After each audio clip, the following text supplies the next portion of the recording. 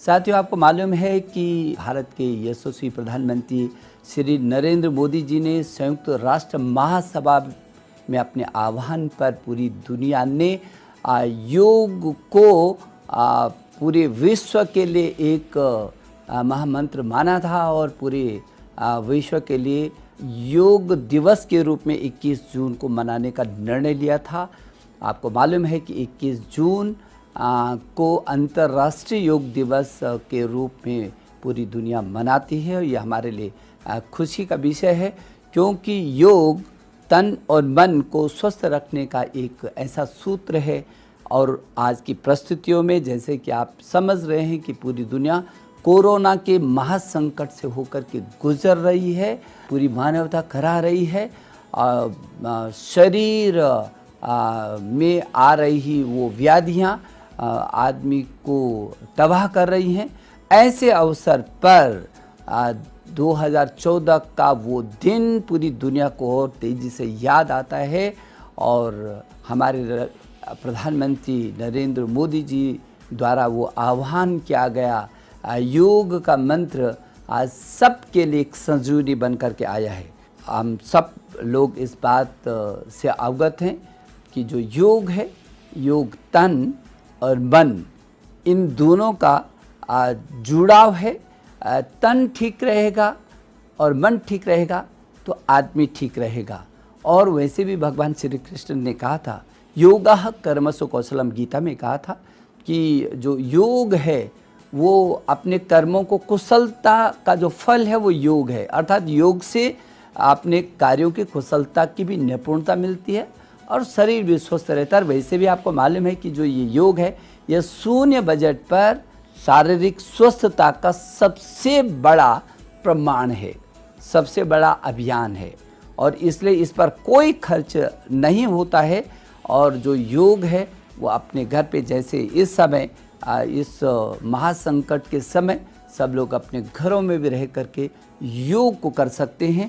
योग शरीर, मन और आत्मा के सहज एकीकरण का विज्ञान भी है। विज्ञान, ये शरीर, आत्मा, ये और मन, ये इसका जो एकत्व करने का ये विज्ञान है। तो ये ज्ञान भी है, विज्ञान भी है, शरीर को और मन को ठीक करने का अभियान भी है। और इसलिए चाहे वो हॉलीवुड से लेकर के और हरिद्वार तक, जहाँ हरिद्वार इस योग की जन्मस्थली है, वहाँ तक की यात्रा आम लोगों से लेकर के और मशहूर जितने भी लोग हैं इस महामारी के संकट के बीच, वो योगाभ्यास की इस अस्तित्व को पूरी तरह न केवल समझ रहे हैं बल्कि इसका लाभ भी उठाने की कोशिश कर रहे हैं।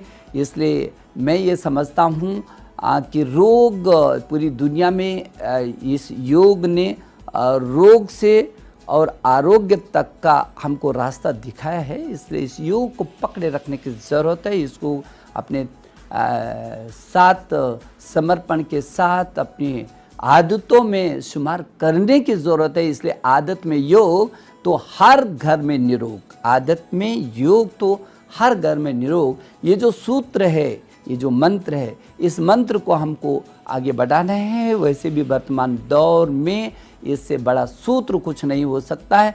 आपको जैसे पता है कि घरों पर रहने के कारण लोग अवसाद में जा रहे हैं और अवसाद से बाहर निकलने का योग अटूट औषधि है। मैं ये समझता हूँ कि ऐसे मौके पर आज जो वर्तमान दौर है, इस दौर से बाहर निकलने का सबसे आसान तरीका हमारा योग ही है। हम पहले सामूहिक रूप में योग को करते थे, एकत्रित होकर के करते थे, लेकिन आज हम अपने अपने घरों में भी उस एकीकरण का दर्शन करेंगे जब हम अपने अपने घरों में योग करके उस रास्ते को और सशक्त करेंगे। और इसलिए मैं कहना चाहता हूँ कि योग अवसर के अनुरूप नहीं, आदत के अनुरूप करें, इसको आदतों में डालें। जब आदतों में शुमार हो जाएगा तो निश्चित रूप में ये आपके साथ साथ चलेगा और आपके स्वास्थ्य को कहीं भी गिरने नहीं देगा, आपके स्वास्थ्य को हमेशा सजग और स्वस्थ रखेगा। आप हमेशा और हमेशा एक योद्धा की तरह खड़े होकर के अपने लक्ष्य को प्राप्त कर सकेंगे। इस अवसर पर मेरी बहुत सारी शुभकामनाएं कि आप संकल्प लेंगे कि इसको अपनी आदतों में हम शुमार करके अपनी स्वस्थता को और प्रमाणित करेंगे। मेरी शुभकामना।